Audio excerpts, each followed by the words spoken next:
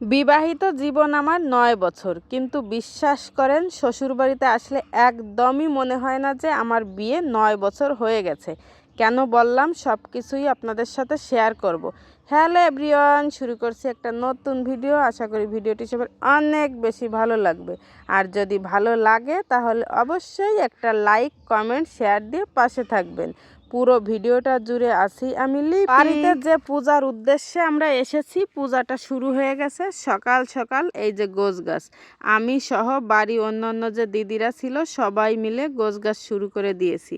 আর এই হচ্ছে আমাদের ঠাকুর মশাই, যিনি হচ্ছে পূজা করবেন। আমার শ্বশুর বাড়িতে প্রতি বছরই এই পূজাটা করা হয়, আর আমি প্রতি বছর এই পূজাতে যাওয়ার চেষ্টা করি যদি আমার কোনো সমস্যা না থাকে। এছাড়া বাড়িতে কোনো অনুষ্ঠান হলে কিন্তু সব সময়ই আমি চেষ্টা করি যেতে। শ্বশুর বাড়িতে সবাই এভাবে হাসি আনন্দে একসাথে কাজ করার মজাটাই আলাদা। আর আমি বিশেষ কোনো অনুষ্ঠান হলেই শ্বশুর বাড়িতে আমার যাওয়া হয়। আর আমি গেলে আমার বাড়ির অন্যান্য সবাইও অনেক বেশি খুশি হয়। তার কারণে আমার বাড়িতে যেতে অনেক ভালো লাগে, এবং সবার যে আদর আপ্যায়ন পাই তাতে মনে হয় যে আমি বাড়িতে অনেক নতুন। এই কারণে যদিও বিয়ের বয়স ৯ বছর, কিন্তু শ্বশুর বাড়িতে গেলে মনে হয় যে আমি নতুন। তো পূজা শেষ, আমি আমার বর এক জায়গায় বসে খাচ্ছি, আর এই যে সবাই বাটিতে বাটিতে করে প্রসাদ নিচ্ছে। অনেক লোক হয় আমাদের বাড়ি এই পূজাটার সময়, লোকজন অনেক বেশি পছন্দ করি। সবাই আসলে আমারও অনেক বেশি ভালো লাগে। তো যাই হোক, প্রসাদ বিতরণ করছে আমার ননদ, আর আমার ননদকে সাহায্য করছে আমার দিদিরা, মানে আমার জায়েরা। আর পূজা শেষে সবচেয়ে বেশি আকর্ষণ লাগে যে বিষয়টা, আমরা সবাই মিলে এক জায়গায় বসে রান্নাবান্না করে খাই, মানে ছোটোখাটো একটা পিকনিকও হয়ে যায়।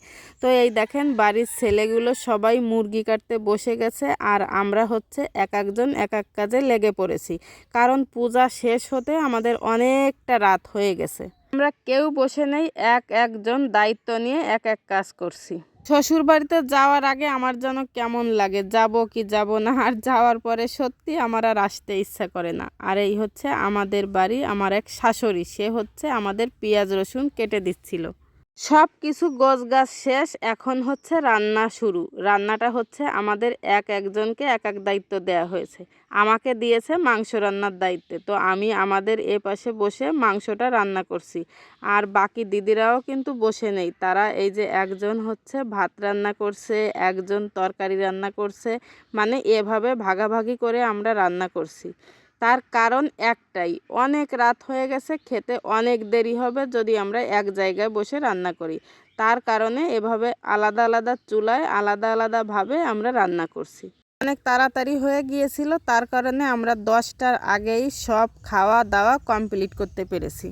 তো যাই হোক, আমাদের খাওয়া দাওয়া রান্নাবান্না আপনারা দেখতে লাগেন, আর আমিও কিন্তু ভিডিওটার একেবারে শেষ প্রান্তে চলে এসেছি।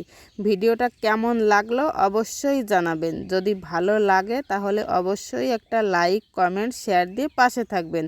আর পরবর্তী ভিডিও দেখার অপেক্ষায় থাকেন। সবাইকে ধন্যবাদ জানিয়ে এখানেই শেষ করছি।